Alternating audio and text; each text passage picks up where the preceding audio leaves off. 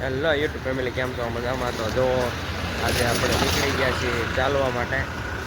હું છું ને આપણા અશુ કાકા જો હવે જાય છે ચાલવા માટે. ગુડ મોર્નિંગ મિત્રો. ગુડ મોર્નિંગ ને જય શ્રી રામ. ને આપણા કુલદીપભાઈ પણ છે સાથે સાથે. કુલદીપભાઈ હવે 2-3 દિવસ તો જાય છે, તો આપણે કુલદીપભાઈને પૂછીએ ને કેવું લાગે છે અમારી સાથે આવવામાં. કુલદીપભાઈ, તમારો અનુભવ કહો, તમને કેવું લાગે છે? આ 2-3 દિવસ તો રહીએ છે, બહુ મજા આવે છે. પછી તમને કાંઈ થાક બાક લાગે છે? કારક લાગે છે થોડોક થાક 2 દિવસ તક, હવે નહીં વાંધો આવે. આજે સવારમાંથી કેવું છે, આમ તમને કેવું ફીલ થાય છે કે ના, આજે તો મજા આવે છે. જોશ આવે છે કે પછી? ના ના, મજા આવે હે તો હવે આપણે જઈએ છીએ ચોપાટીએ. જો અમે 3 જણા છીએ ચાલવામાં, ને હવે થોડીક ગાડી સ્પીડ પકડે છે ને હવે અમે જઈએ છીએ ચાલવા માટે. ચોપાટીએ જઈશું, ત્યાં થોડી એક્સરસાઇઝ કરશું, પછી રનિંગ કરશું, 2-3 દોડ લગાવશું ને પછી પાછા આપણે રિટર્ન ઘરે આવશું.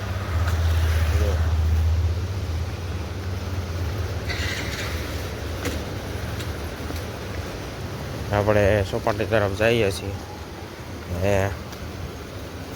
અત્યારે તો રોડ ખાલી પડ્યો છે.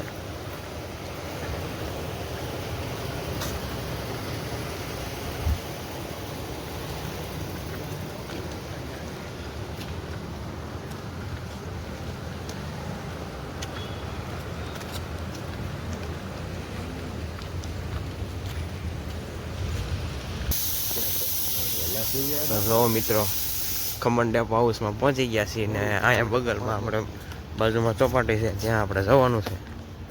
ને ત્યારે ઠંડી એવી પડે છે ને, એટલા અમે મોડા જઈ ગયા તોય ઠંડી પડે છે. વહેલા જાગવી તો કેટલી ઠંડી છે બોલો મિત્રો. ને આમ એવી ટાઈટ હોય છે ને, ન પૂછો વાત. હવે થોડુંક અમે રનિંગ કરશું ને એટલે ભાઈ આપણને ગરમી સડી જાય ને, એટલે નહીં વાંધો આવે. કુલદીપભાઈને તો ઠંડી હોય છે કે મારે તો ફટાફટ જઈને કે એક્સરસાઇઝ કરવી જ નાખી છે. ને આ જુઓ મારી ચોપાટીનો કાંક આવો કાંક લુક છે, અંદરથી બહારથી ગેટનો. જો આપણે હવે ચોપાટીમાં એન્ટર થઈ જઈએ.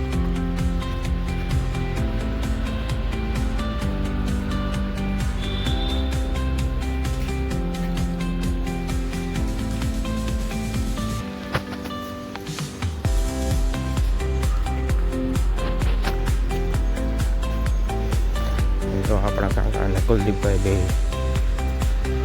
ચાલુ થઈ ગયા છે હાલવામાં.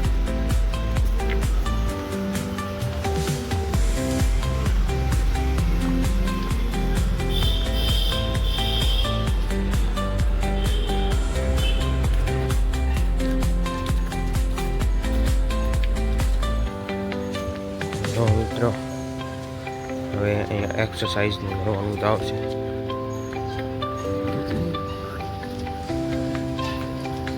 હવે આ ગાર્ડનમાં બધા આવ્યા છે.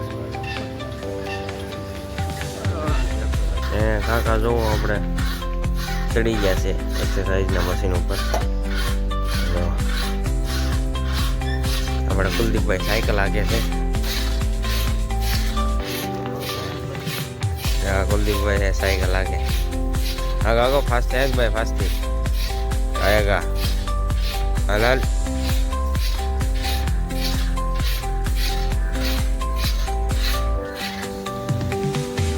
તો ચાલુ નથી. મજા આવે છે.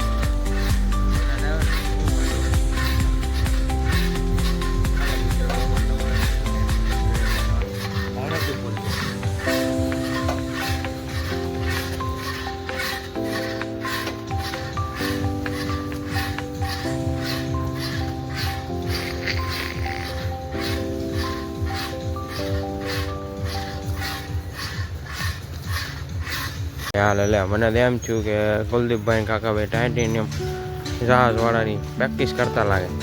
સ્ટેરિંગ એ એવડું મોટું, પણ જહાજ ના આવડે એવું. જહાજમાં આવે એવડું મોટું સ્ટેરિંગ. આપણા કુલદીપભાઈ કાક કહે છે. બોલો બોલો કુલદીપભાઈ. પેલો એક્સરસાઇઝ છે એવું હા આપણા કાકા જો નો ઉપયોગ કરે બીજામાં જો આ રીતના હોય છે. પેલા પેલા આવો બહુ મજા આવે છે કે ઘડીક ઉઠવાનું હોય ને તો એવું લાગે નથી જવું એમ પણ પછી પ્રેક્ટિસ પડી જાય. આળસ થાય હા પછી જાગી જાવ ને એટલે એવી મજા આવે વાત હેલો યુટ્યુબ ફેમિલી, તો જો અમે એક્સરસાઇઝ વગેરે કરીને બહાર નીકળી ગયા છીએ ચોપાટીની ઘર તરફ જઈએ છીએ ને ખૂબ મજા આવી. આજનો મોર્નિંગ ખૂબ જ સરસ લાગ્યું. સવારમાં અહીંયા સોડા જેવું કંઈ ન મળે, હેલ્ધી જ્યુસ મળે, ઓલા પણ છે ત્યાં કોઈને પીવાનું હોય પી લેવાય. એવું હોય અત્યારમાં ન હોય. જોવો મિત્રો જ્યુસનું અહીંયા ઘણા તો અહીંયા ને અનહેલ્ધી વજન 6 વાગે ચાલુ થઈ જાય વેસવાનું જો હા અનહેલ્ધી હેલ્ધી બધું ટોટલી જંક ફૂડ. જો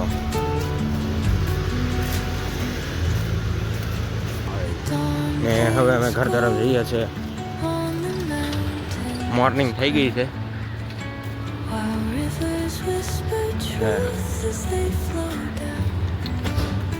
જો એક્સરસાઇઝ કરીને નીકળીએ ઘર તરફ.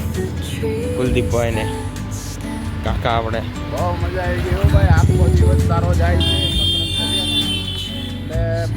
એટલે બહુ મજા આવે છે. આખો દિવસ આમ સ્ફૂર્તિવાળો તાજગી ભર્યો જાય છે. તમે એક વખત આવી રીતના ટ્રાય કરો પછી બીજા દિવસે જાગો કે ન જાગો તમારા ઉપર ડિપેન્ડ કરે છે.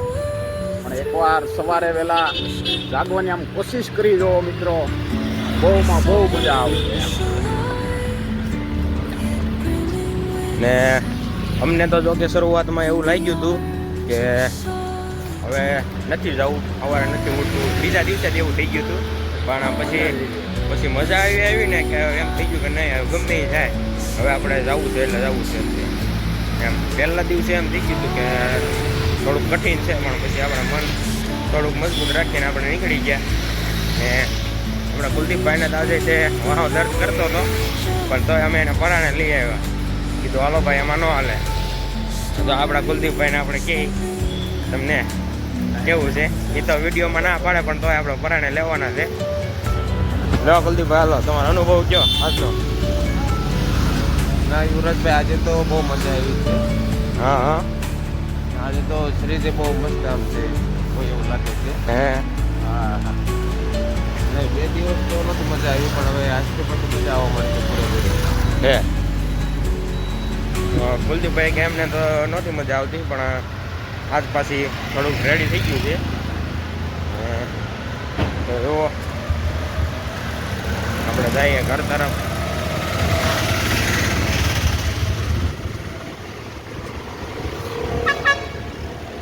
BRTS આવી ગઈ છે. જો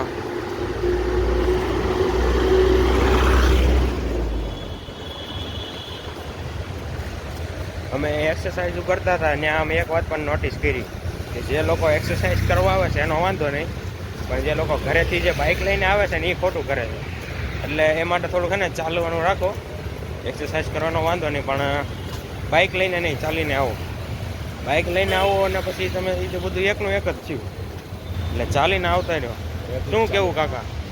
ઘરેથી જ ચાલીને આવવાનું, શું કામ ગાડી લઈને આવવાનું? મોટરસાઇકલ લઈને આવવાનું જ નહીં આપણે. હા તો ચાલીને આવો એટલી કસરત વધારે થઈ જાય તો એમ. એટલે એ માટે ખાસ કહેવાનું હતું, એ બાકી રહી ગયું હતું. ને તો હવે આપણે તમને મળીએ નેક્સ્ટ વિડીયોમાં. બાય બાય એન્ડ જય શ્રી રામ.